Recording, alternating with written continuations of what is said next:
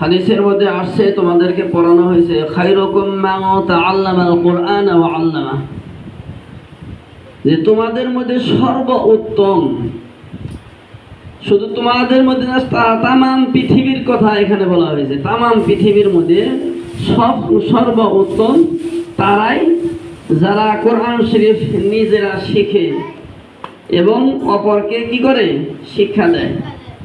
পৃথিবীর মধ্যে সর্বোত্তম তারাই। তাহলে আমরা তো সর্বোত্তম হইতে চাই, তাই না? আমরা সর্বোত্তম হইতে চাই না সবাই? তারপরে আরেকটা হাদিসের মধ্যে আসছে তলাবুল ইলমি ফারিদাতুন আলা কুল্লি মুসলিম ওয়া মুসলিমা, যে দ্বীনের ইলম শিক্ষা করা প্রত্যেক মুসলমানের উপর কি ফরজ। আমাদের এই পাশাপাশি ফরজ আদায় হয়ে গেল, আবার আমরা পৃথিবীর মধ্যে সবচেয়ে উত্তম ব্যক্তি হইলাম। আর পৃথিবীর মধ্যে সবচেয়ে উত্তম ব্যক্তি যারা, তারা দুনিয়াতেও শান্তিতে থাকবে এবং পরকালে সারা জীবন শান্তিতে থাকবে, এর ব্যবস্থা আল্লাহ পাক করে রেখেছেন। পৃথিবীর মধ্যে সবচেয়ে উত্তম ব্যক্তি যারা, আমি যে কথা বলতে চাইছি যে আগ্রহ, আমি যদি ক্লাসের মধ্যে রোল নং 1 রাখার জন্য যাই, ওই 1 রাখার জন্য আমার আপ্রাণ চেষ্টা করতে হবে, আমার বেশি বেশি পড়তে হবে। শুধু অবহেলা করে ঘুমায় ঘুমায় আমার রোল নং 1 হবে না। ওরকম ভাবে যদি প্রতিযোগিতায় অংশ করার জন্য ইচ্ছা থাকে, ওই ইচ্ছা অনুযায়ী চেষ্টা করতে হবে, চেষ্টা করতে হবে, কঠিন চেষ্টা করতে হবে। আর চেষ্টার মাধ্যমেই প্রত্যেকটা ব্যক্তি লাভবান হয়। দুইটা পাশাপাশি, একটা হলো প্রচুর চেষ্টা করতে হবে, দ্বিতীয় হলো আল্লাহ পাকের কাছে দোয়া করতে হবে। বোঝা গেছে?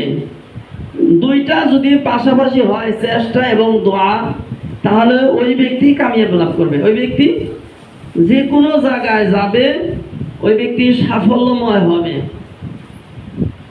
তিনটা জিনিস পাশাপাশি, একটা হলো প্ল্যান, আরটা হলো অ্যাকশন, তারপর হলো সাকসেস। কিন্তু প্ল্যান করতে হবে যে আমার এটার মধ্যে আমার অংশগ্রহণ যেহেতু আমি করব, আমার প্রচুর পরিশ্রম করতে হবে, এই সময় বের করে নিতে হবে যে আমি প্রচুর পরিশ্রম করব। প্রচুর পরিশ্রম করে তারপরে অ্যাকশনে যাবে। অ্যাকশন বলতে এই যে তোমরা আসলাম, প্রতিযোগিতায় আসলাম, ফার্স্টে প্ল্যান করতে হবে, তারপরে অ্যাকশনে যেতে হবে। তারপরে অ্যাকশন যদি ভালো মতো করা যায়, তাহলে সাফল্য হবে। সব সমাজের সবার সামনে পরিচিত হবে, মর্যাদা পাবে, আল্লাহ পাক ইজ্জত সম্মান তাকে বাড়িয়ে দিবে। এখন আমি যদি ভয় পাই পিছন থেকে যাই, আমি প্রতিযোগিতা দেব না, এইটা না সেইটা না, আমি পারবো না, এটা নিজেকে অবহেলিত করা হলো। আল্লাহ পাক যে ব্রেনটা দিছে, এই ব্রেনের অবহেলিত করা হলো, ব্রেনটা কাজে লাগানো হলো না। বরং এই ব্যক্তি সারা জীবন শুধু পিছিয়ে যাবে, পিছিয়ে যাবে। কেমন পিছাবে? যে আমি পারবো না, এই যে আমি পারবো না, কেন পারবো না? ছোটকালে একটা কবিতা পড়া হয়েছে যে পারিব না ও কথাটি বলিও না আর, 5 জনে পারে যা তুমিও পারিবে তাহা, পারো কি না পারো দেখো কি 100বার, একবার না পারিলে পর কতবার? 100বার।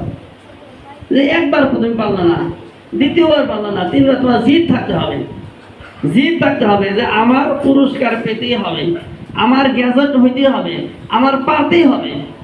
সবাইকে যেহেতু আল্লাহ পাক বেরেন দিছে, আমাকেও দিছে, সবাই যদি পারে আমি কেন পারবো না? কি কইছি বোঝা গেছে? যে আগ্রহ হলো সবকিছু। এই যে কয়জন বলাবেন, এখানে অনেকটি বলাবেন আছে, কয়জনে প্রতিযোগিতা দিল? যদি চেষ্টা করতো তাহলে আরো ভালো হইতো, এবং এখানে থেকে কমপক্ষে 10 জনের প্রতিযোগিতা দেওয়া পারতো, 10 জনই দেওয়া পারতো।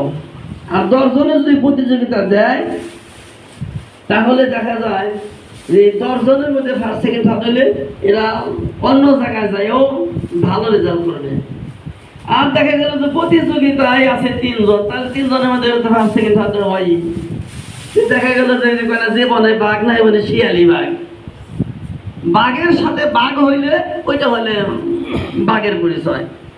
এখন বাঘ নাই কে, ওখানে তো শিয়ালি বাঘ হবে, শিয়ালি বাঘের মতো গর্জন করবে, কারণ এখানে তো বাঘ নাই। এই জন্য বাঘের সাথে বাঘ হইতে হবে, চেষ্টা করতে হবে। এখান থেকে যদি 20 জন প্রতিযোগিতা দিত, 20 জনের মধ্যে যদি 3 জন ফার্স্ট সেকেন্ড থার্ড হইতো, ওইটা মানে ঠিক আছিল। আর 3 জনের প্রতিযোগিতা দিল, 3 জনই ফার্স্ট সেকেন্ড থার্ড হইলো, এটা প্রতিযোগিতা হইলো নাকি? একদম জিরো থাকলে কিছুই পারে নাই, তারপর তো থার্ড হবে, তাই না? এই জন্য এখান থেকে দোয়ার 3 জন এবং হাদিসের 3 জন সিলেক্ট করে বড় প্রতিযোগিতা নেওয়া হবে, আগ্রহ করে, কষ্ট